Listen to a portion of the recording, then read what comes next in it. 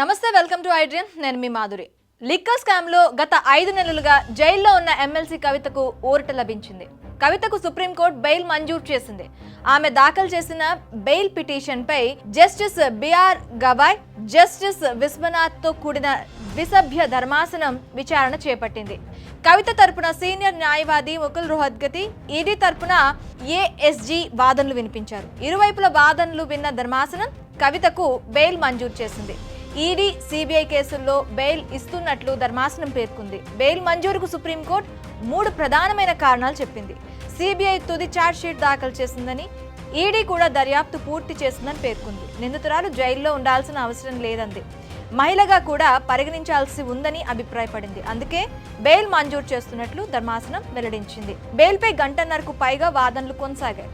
విచారణ పూర్తయి charge sheet కూడా దాఖలైంది కాబట్టి ఈ దశలో కవితకు జ్యుడిషియల్ కస్టడీలో ఉంచడం సరికాదని సుప్రీంకోర్టు బెంచ్ అభిప్రాయపడింది. విచారణ సందర్భంగా ఈడీపై సుప్రీంకోర్టు తీవ్ర ఆగ్రహం వ్యక్తం చేసింది. కేసు మోర్సిట్లోకి వెళ్లడం లేదని కోర్టు తెలిపింది. 2 కేసుల్లో 10 లక్షల రూపాయల చొప్పున వ్యక్తిగత పూచీకత్తు సమర్పించాలని కోర్టు ఆదేశించింది. సాక్షులను ప్రభావితం చేయకూడదని, పాస్పోర్ట్ను దర్యాప్తు అధికారులకు సమర్పించాలని సూచించింది. మద్యం కుంభకోణంలో ట్రయల్ కోర్టు, ఢిల్లీ హైకోర్టులు కవితకు పలుమార్లు బెయిల్ పిటిషన్ తిరస్కరించారు.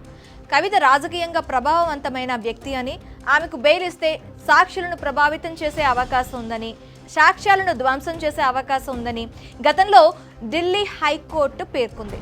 మద్యం కుంభకోణంలో మార్చి 15 ఈడీ అధికారులు హైదరాబాద్లో ఎమ్మెల్సీ కవితను అరెస్ట్ చేశారు. ఆ తర్వాత ఏప్రిల్ 11 లిక్కర్ కేసులో సిబిఐ అరెస్ట్ చేసింది.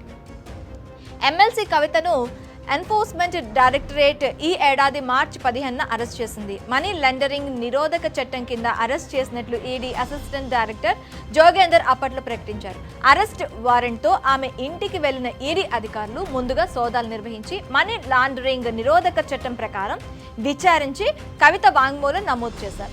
ఆమె నుంచి 5 సెల్ ఫోన్లు స్వాధీనం చేసుకున్నారు. అనంతరం కవితను తిహార్ జైలుకు తరలించారు. ఢిల్లీ లిక్కర్ పాలసీలో అక్రమాలు చోటు చేసుకున్నాయంటూ 2022 ఆగస్టులో సిబిఐ కేసు నమోదు చేసింది. ఇదే కేసులో హైదరాబాద్కు చెందిన మద్యం వ్యాపారి అరుణ్ రామచంద్ర పిళ్ళై వాంగ్మూలాన్ని సేకరించిన అనంతరం కవితకు నోటీసులు జారీ చేసింది. మరోవైపు ఢిల్లీ మద్యం టెండర్ల వ్యవహారంలో సౌత్ లాబీ తరపున కోర్టులు చేతులు మారాయనే కోణంలో ఈడీ దర్యాప్తు ప్రారంభించింది.